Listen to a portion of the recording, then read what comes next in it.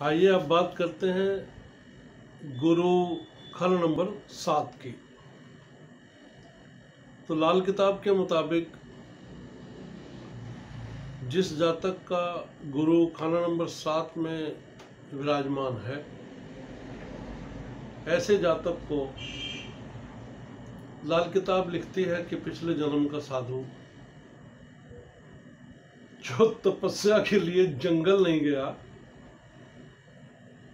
जनपद में आ गया, व्यक्तियों के बीच आ गया, यानी जंगल की बजाय गृहस्थी अपनाई।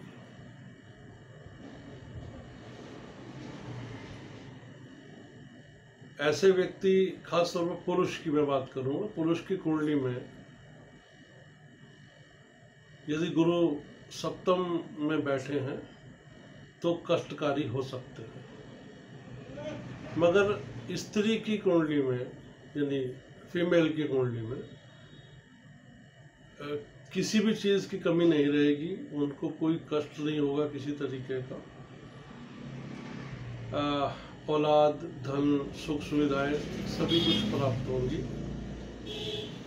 लेकिन फिर भी मैंने अपने अनुभव से देखा है, मैंने जो अनुभव किया है, वो स्त्री हो या पुरुष, किसी की भी कुंडली में यदि गुरु खाना नंबर 7 में आते हैं तो स्त्री, ये तो तय है कि स्त्री से बहुत ज़्यादा कई गुना कष्ट गुरु सप्तम वाले जातक को गुरु देते। लेकिन दोनों ही कंडीशन में, अगर दोनों ही लोग ठीक रहना चाहें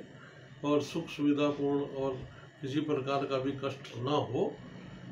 तो ऐसे जातक को अपने घर में कभी पूजा पाठ नहीं करनी चाहिए और ना ही कभी जो है कोई हवन वगैरह या कुछ ऐसा काम घर के अंदर नहीं करना है। घर से बाहर, मतलब ऐसा नहीं कि आप आंगन में करेंगे ना, आंगन में भी नहीं कर सकते। घर से बाहर का मतलब है कि आप धर्म स्थान में, मंदिर में या जहाँ भी धर्म स्थान है वहाँ पर आप जाएं और वहाँ पर आप ये काम करें तो बहुत ही अच्छा फल देगा। और इसके अलावा जो ऐसे जातक की जो तरक्की का जो मार्ग खुलता है वो चंद्रमा से खुलता है। ऐसे जातक को चंद्रमा की कंडीशन क्या है उस जातक के कुंडली के अंदर, अगर चंद्रमा नीच है तो धन जो आएगा वो नीच कार्य से आएगा। अगर चंद्रमा उच्च कंडीशन में है, उच्च प्रभाव के हैं, तो पॉजिटिव और बहुत अच्छे तरीके से, बहुत व्यापार से या कहीं से जैसे भी हुआ, ऐसे धन की प्राप्ति हो सकती है जो शुद्ध तरीके और सात्विक तरीके की हो। ऐसे जातक का एक और है कि ससुराल से अगर धन आता है या मतलब कोई भी सामान आता है, जैसे धन तो चलो आए ना आए वो एक अलग बात है, लेकिन कुछ भी अगर सामान आता है तो वो बहुत बरकत देने वाला होगा, बहुत ही सुकून और शांति देने वाला होगा। तो ऐसे जातक को जो है वो शादी भले ही देर से होती है ऐसे जातक की, बहुत सारे केसेस में देखा गया है कि ऐसे जातक की शादी जो है वो बड़ी देरी से होती है, लेकिन ये तय है कि वो बे औलाद नहीं रहते। और ऐसा भी नहीं है कि वो कर्जा छोड़कर जाएंगे इस दुनिया से, जब जाएंगे ना वो कर्जा छोड़कर जाएंगे, ना वो बे औलाद जाएंगे। और सबसे बड़ी चीज़ और है, जैसे मैंने आपको पहले बताया कि पिछले जन्म का साधु जो जंगल नहीं गया, वो उसने गृहस्थी अपनाई, तो जो पिछले जन्म के जो दुख थे या जो भी वो कष्ट यहाँ भोगने आए थे, उसको भोग कर, उससे मुक्त होकर इस दुनिया से जाएंगे। और हम ये दूसरे शब्दों में ये कह सकते हैं कि ऐसा जातक जो है वो मुक्ति के द्वार पर खड़ा होता है, ऐसे जातक का ये अंतिम जन्म होता है, उसके बाद फिर वो ऐसा जातक कभी इस दुनिया में जन्म नहीं लेता। मैंने जैसा आपको बताया कि घर में रखा हुआ मंदिर या घर में बैठकर पूजा पाठ करना वो बड़ा मतलब खास तौर पे है कि जो औलाद है, बच्चे हैं, इनकी ज़िंदगी को ख़राब करने वाला होता है ऐसा जातक का, अगर वो अपने घर में मंदिर वगैरह रखते हैं तो।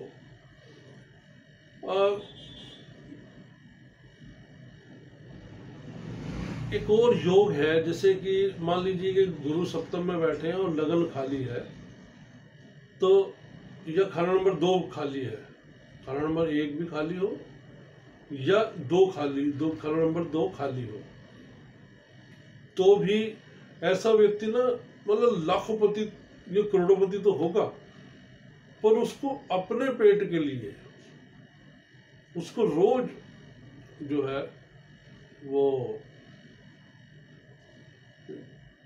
कमाना होगा। मुझे एक उदाहरण ध्यान आता है, कहावत है, मैंने पढ़ा नहीं है लेकिन सुना है कि औरंगजेब जो है